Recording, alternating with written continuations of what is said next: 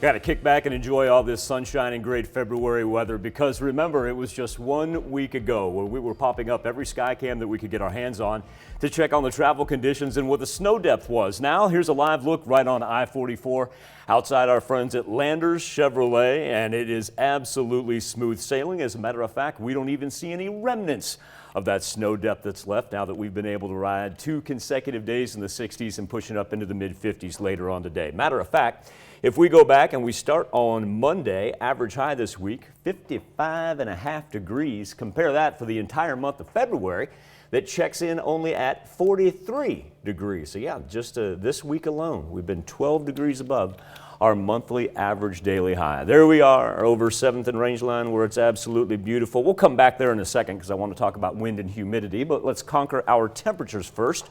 As we see 51s rolling through southeast Kansas and Chanute, Parsons, and Neodesha. 49s running a string from Lamar down to Carthage into Monette. And 54 is what we have right now in Miami. So if we go back to 7th and Rangeline, the wind has been a little bit here, there, and everywhere. Started in from the north-northwest. Now we see the south-southwest.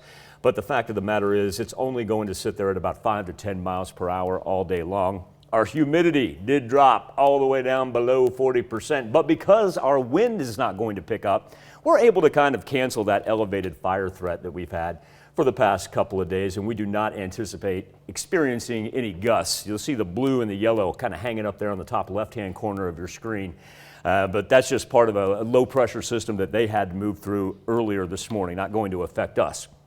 That being said, because our wind did kind of take a little northerly route, compare this to where we were at this point in time yesterday.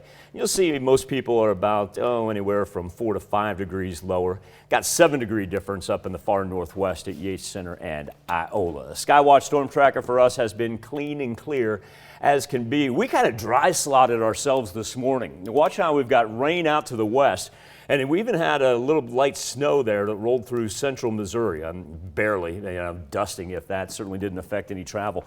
But right through the heart of the 4 states, like I said, the only thing we got from that was cloud cover. And that frontal system, it moved quick, got down into Arkansas, took the loop of the jet stream that we'll see right here, and is now progressing on the eastern side of the Mississippi. Let's talk a little bit about that jet stream.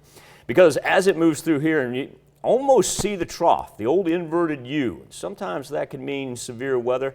Well, there's just so much high pressure right now that's hanging west of the Mississippi that it's simply forcing everything out to the east. Let's start in the west, though.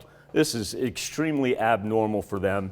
With the west coast, we think warm temperature. No, they should be sitting at about 60, 65 degrees. They're about 20 degrees warmer than what they'd anticipate. And you can notice from the color contour, it's not only LA, of course, where the Super Bowl will be on Sunday, but look at how the contour stretches all the way up the coast, almost into southwestern Oregon is where they're having record-setting temperatures.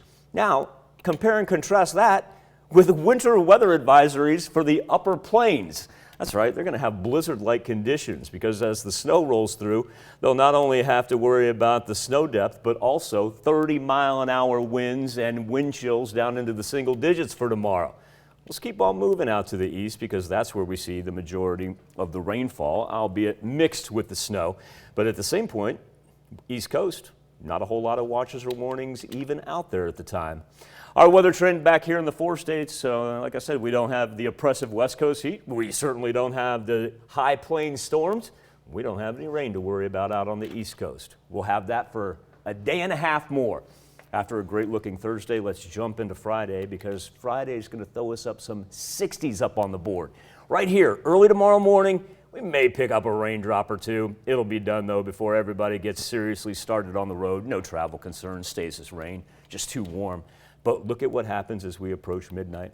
Down, down, down, down, down we go on the mercury to the point where when we get into Friday night, look at that color contrast right there. Teens, early Saturday morning, and then we'll roll some single digits by 10 a.m. on Saturday. Right after that, it's a thing of the past. 50s on Sunday, and then we kick off next week in the 60s. Next shot for some legitimate rainfall on Wednesday. Well, except for that one day, I think it's wonderful. One day, one polar plunge, It wouldn't be perfect if Mother Nature didn't have that for us. I know. Oh, man. Got to be cold that day. All right, we can do it. All right, thanks, Michael.